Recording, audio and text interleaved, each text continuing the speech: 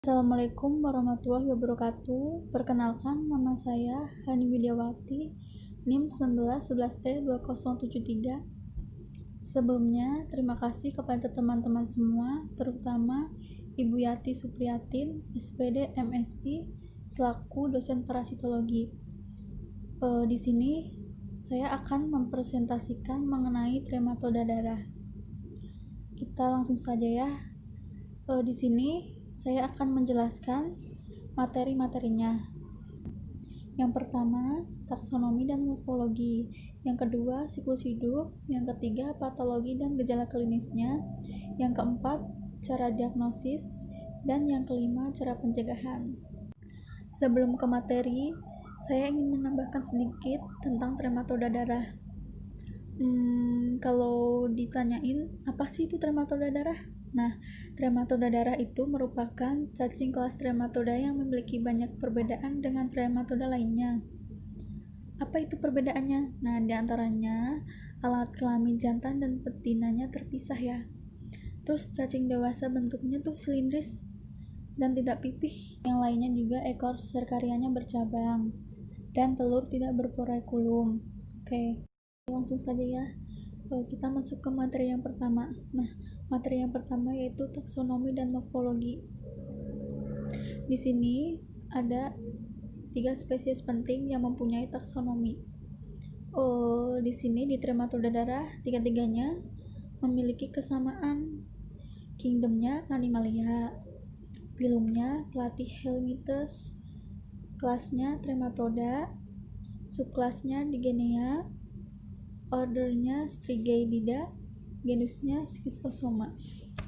Di sini ada 3 spesiesnya, yaitu spesies Schistosoma japonicum, Schistosoma mansoni, dan Schistosoma haematobium. Oke, sekarang lanjut aja ya ke morfologinya. Nah, yang pertama, morfologi dari Schistosoma japonicum ya. Dari telurnya nih. Telur dari Schistosoma japonicum memiliki ukuran 70-80 mikrometer, berbentuk oval dan berhialin. Warnanya juga transparan atau kuning pucat. Berisi embrio besar bersilia. Nah, lanjut sekarang serkarianya. Bentuk badan ovoid memanjang, memiliki ekor bercabang. Nah, di sini morfologi untuk Schistosoma japonicum untuk cacing dewasanya ada cacing jantan dan cacing betina. Cacing jantan di sini memiliki panjang kurang lebih 1,5 cm, gemuk, integumen, duri-duri sangat halus dan lancip. Memiliki batil isap perut dan kepala serta kanalis ginekoporiknya memiliki 6-8 buah testis. Nah, sedangkan yang cacing betina memiliki panjang kurang lebih 1,9 cm, ovarium di tengah tubuh. Uterusnya merupakan saluran yang panjang dan lurus berisi 50-100 butir telur. Nah, kelenjernya juga vitellaria di posterior terletak dalam kanalis ginecoporus cacing jantan. Lanjut, yang kedua ada Schistosoma mansoni. Nah, di sini morfologinya telur Schistosoma mansoni memiliki ukuran 150 mikrometer. Berbentuk oval dengan salah satu kutubnya membulat dan yang lain lebih meruncing. Nah, spina lateralnya terletak dekat dengan bagian yang membulat besar dan berbentuk segitiga. Kulit tipis sangat halus, berwarna kuning pucat, berisi embrio besar bersilia, diliputi membran atau kulit dalam. Nah, bentuk serkarianya yaitu bentuk badan ovoid memanjang, memiliki ekor bercabang. Nah, di sini juga ada cacing jantannya dan cacing betina. Di sini cacing jantannya memiliki morfologi panjang kurang lebih 1 cm, gemuk, memiliki 6-9 buah testis. Pinggir lateralnya saling mengunci oleh duri acuminate, di mana pada tempat ini lebih panjang dari tempat lain. Memiliki kanalis ginecoporus. Lanjut ke cacing betinanya. Nah, cacing betina di sini memiliki panjang kurang lebih 1,4 cm, berbadan langsing, integumennya terdapat duri-duri terutama pada ujung tubuh, letak ovarium di anterior pertengahan tubuh. Kelenjer vitellaranya memenuhi pinggir lateral dan pertengahan tubuh. Uterus merupakan saluran yang pendek berisi 1-4 butir telur. Sekarang kita lanjut ke morfologi skistosoma hematobium. Nah, di sini telurnya berukuran kurang lebih 145 kali 60 mikron. Duri di ujung berisi mirasidium, telur berwarna coklat kekuningan. Nah, di sini juga ada serkarianya, berbentuk badan ovoid memanjang, memiliki ekor bercabang. Di sini juga ada cacing dewasanya.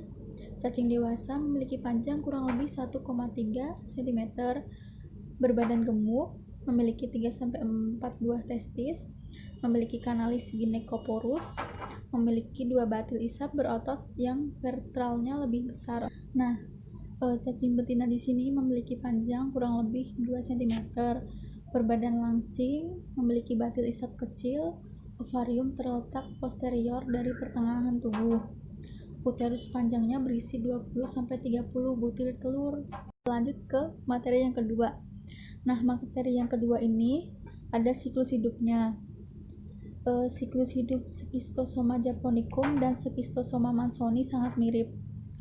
Secara singkat, telur dari parasit dilepaskan dalam tinja dan jika mengalami kontak dengan air, mereka akan menetas menjadi larva yang berenang bebas, yang disebut mirasidium. Nah, larva kemudian harus menginfeksi keong dari genus Oncomelania seperti jenis Lindoenesis oncomelania dalam 1 atau 2 hari.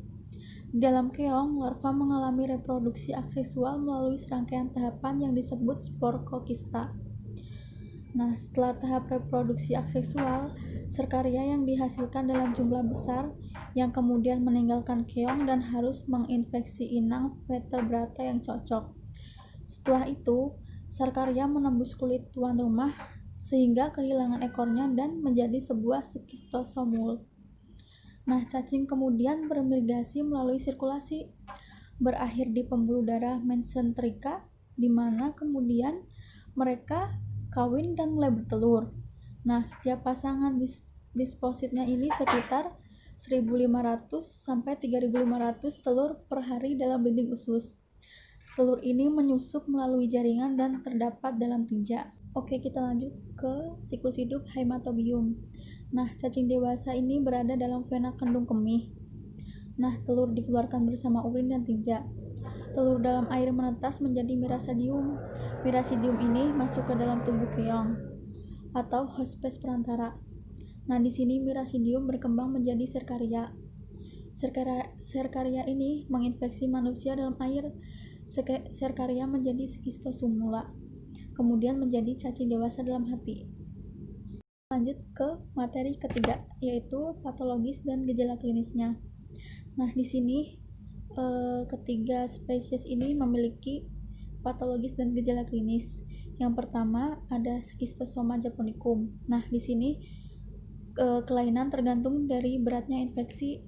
Kelainan yang ditemukan pada stadium 1 adalah gatal-gatal atau urtikaria. Gejala intoksikasi disertai demam hepatomegali dan eosinofilia tinggi. Pada stadium 2 ditemukan pula sindrom disentri. Nah, pada stadium 3 atau stadium menahun ditemukan sirosis hati DNA splenomegali. Biasanya penderita menjadi lemah atau emasiasi. Mungkin terdapat gejala saraf, gejala paru, dan lain-lain. Oke, lanjut ke Schistosoma mansoni. Di sini, kelainan dan gejala yang ditimbulkannya kira-kira sama seperti pada Schistosoma japonicum, akan tetapi lebih ringan.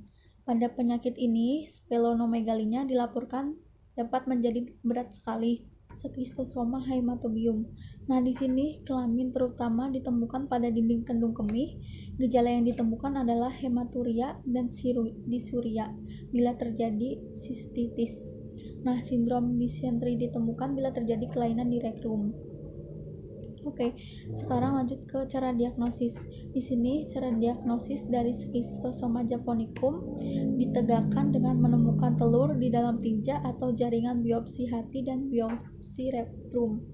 Nah, reaksi serologi dapat dipakai untuk membantu menegakkan diagnosis ini. Reaksi serologi yang dipakai seperti COPT atau Circumloval Precipitin Test, IHT atau Indirect Hematogluttion Test, CFT Complement Fiction Test, FAT Fluorescent Antibody Test, dan ELISA Enzyme Linked Immune Sorbent Assay. Selanjutnya kita ke Schistosoma mansoni. Nah, sama seperti pada Schistosoma japonicum, yaitu menemukan telur dalam tinja dengan metode yang tadi. Kita lanjut ke Schistosoma haematobium ya. Nah, di sini menemukan telur dalam tinja atau jaringan biopsi dan dapat digunakan reaksi serologi. Sekarang kita lanjut ke cara pencegahannya. Yang pertama, Schistosoma japonicum. Di sini Schistosoma japonicum memiliki cara pencegahan. Yang pertama, memberi penyuluhan kepada masyarakat di daerah endemis tentang cara-cara penularan dan cara pemberantasan penyakit ini. Yang kedua, memperbaiki cara-cara irigasi dan pertanian. Nah, di samping itu kita juga dapat mengurangi habitat keong dengan membersihkan badan-badan air dari vegetasi atau dengan mengeringkan dan mengalirkan air. Yang ketiga, untuk mencegah pemajanan dengan air yang terkontaminasi.